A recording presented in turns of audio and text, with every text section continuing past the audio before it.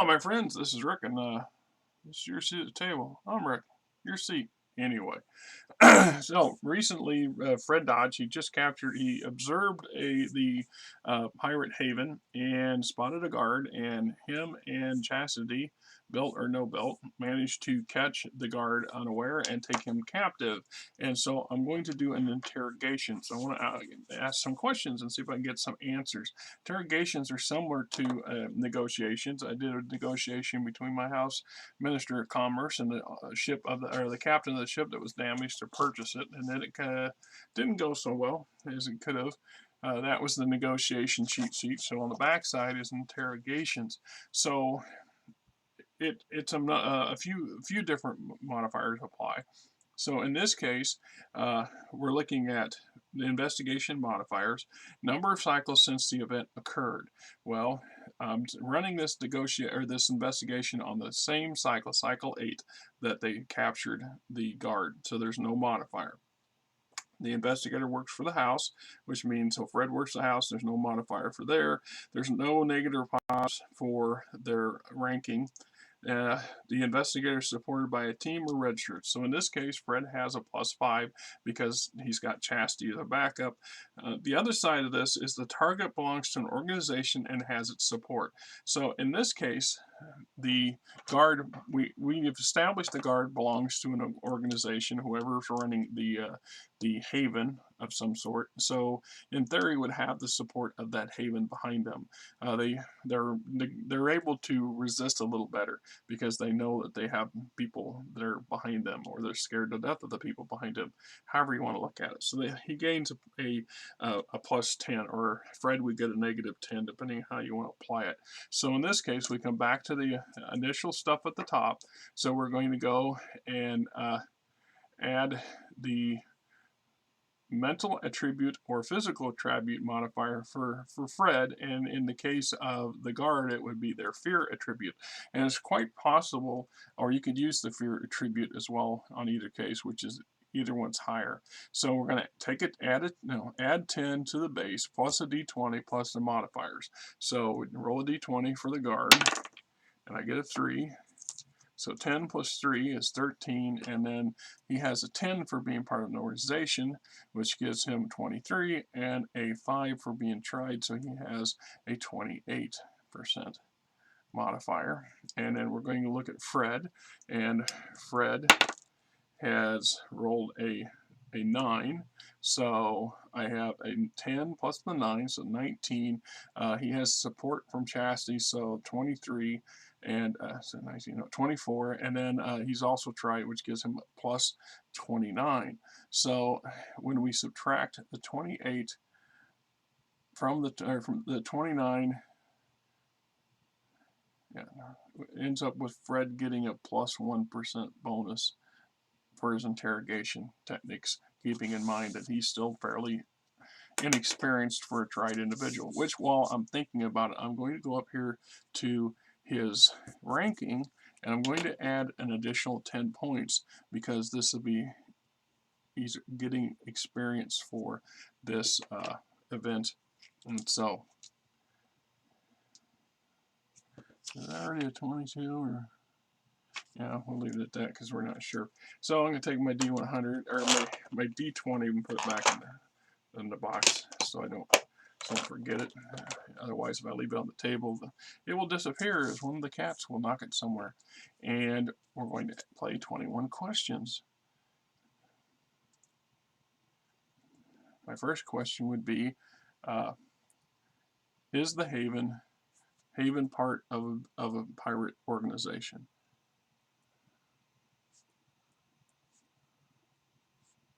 Pirate organization. And 1% for the question, so we're going to roll. And it's 58 plus 1 is 59%. Is a strong lead or weak yes? So we're going to get a weak yes. And some of that you have to determine, you have to interpret. I also let the events kind of play out, so that helps me. I write it down so I know. And anyway, it's a +5 modifier, so now Dodge has a +6% for his next question. is the pirate leader present? And then we're going to go and roll. And this is a 98 plus 6, which makes us 104%, which is, you can't get any higher than technically 100, although there's some sections in some of these rules that allow for that, because you get a higher roll and your opponent's opposing roll might be something that will bring that down below 100. So in this case, yes, plus 30. So now we're at plus 36%. It's also considered full disclosure. This is an opportunity for the player to fluff out the response or even a event so it fits what it is you're looking for. Or you may resort to a series of mechanical rules to obtain the desired information. At that point, you can just start asking questions or mechanical, what's this, what's this, what's this, and get a yes or no kind of thing. It's up to you, right? So I'm going to go is, let's see. Oh, what would be a good question?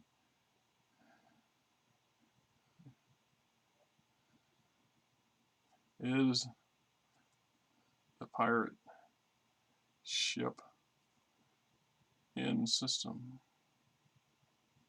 So we get a plus 36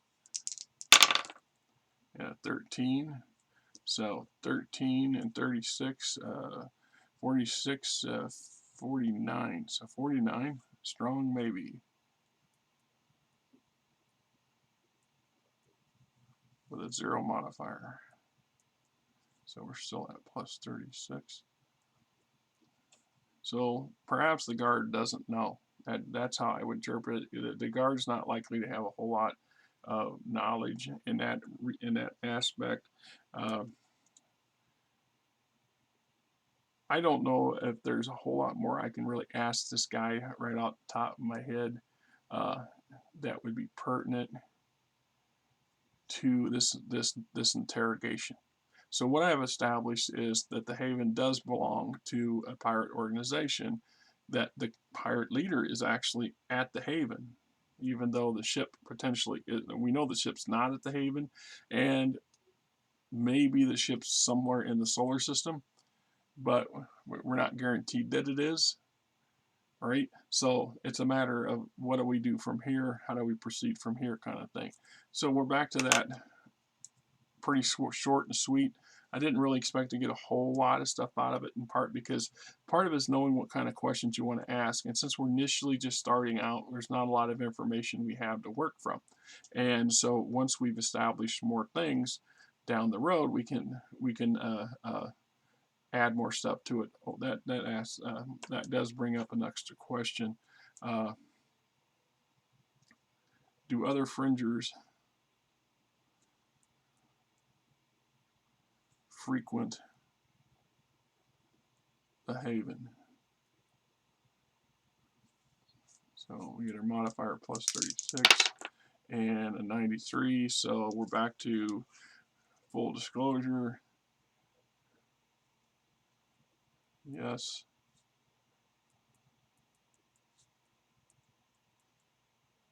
Now, the reason I asked that, I'm going to end the event, is because if the Pirate Haven was solely staffed, supported, and limited to members of the pirate organization, it would be much harder to infiltrate such a location, and that would matter if and when I make that attempt. That asking that, does the Haven do other fringers, so smugglers, other pirates, independents, whatever, do they come and go? Do they arrive? And it allows me to open the window and say, okay, so this is an open haven. It's not a closed haven, which will make it a little easier for for Fred Dodge to infiltrate this location if he chooses to do so. Although as a Planetary Ranger, I'm not overly sure that that's in his purview. That's something he would do. The House has a Ministry of Intelligence, which means I have the means to establish actual spies, and perhaps it is something I want to do. Is I want to establish a spy. I'm going to do that at some point anyway, and help the spy get some experience. And now the spy would have a little bit more working information based off of Fred's investigation, observation, and his observation and his interrogation operation. Plus, Fred and Chastity are going to return to the colony to bring the guard with them, and which makes a good question. I'm going to roll a generic roll and add Fred's modifier with chassis support at base 6 to see if they successfully bring the guard back to the colony, which is a different, it's just a straight question, so I don't consider it as an operational perspective. If they fail it, then they got to recapture the guy, then we've got something else possibly, you know.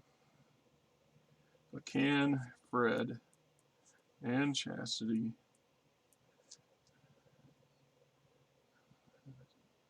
successfully take guard back to colony? Plus 6. So, come on, Fred, let's get a higher one.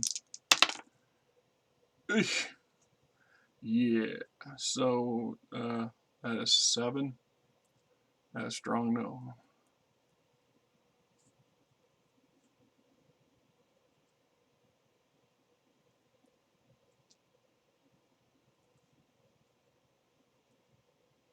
%. Jeez.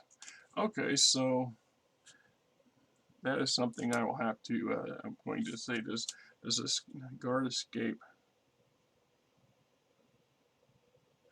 And a strong no is an extra 30, so the guard's actually going to have a 30 minus 6. Guard gets a plus 24%. So along the way, does the guard escape? 88. That's 100%. So hard yes. Well, okay, so Chastity and Fred tried to take the guard back to the colony, and along the way, the guard managed to escape. Keeping in mind that even at ground speed travel with their ATM, it would take them probably better part of several days or better to have traversed the distance, and they won't arrive back until cycle 9, and the guard will have escaped somewhere in between, and I will probably try to do a event on that in cycle 9 to see just how far away from the colony the guard escapes, and whether or not Fred and Chastity can capture him or kill him, you know, or are they willing to kill him? I mean, there's no real reason to do that just yet. And if he's close enough to the colony, can they successfully call in assistance? Perhaps I'll have an operation for my militia after y'all. Anyway, this is Rick, and we'll do this ending thing. Going on, my friends, this is Rick, and hey, if you like the channel, please hit the subscribe button, hit the like button, tell your buddies, tell your friends, tell your coworkers, tell anybody else that's in the gaming industry or gaming fandom that says, hey, this is a channel worth checking out.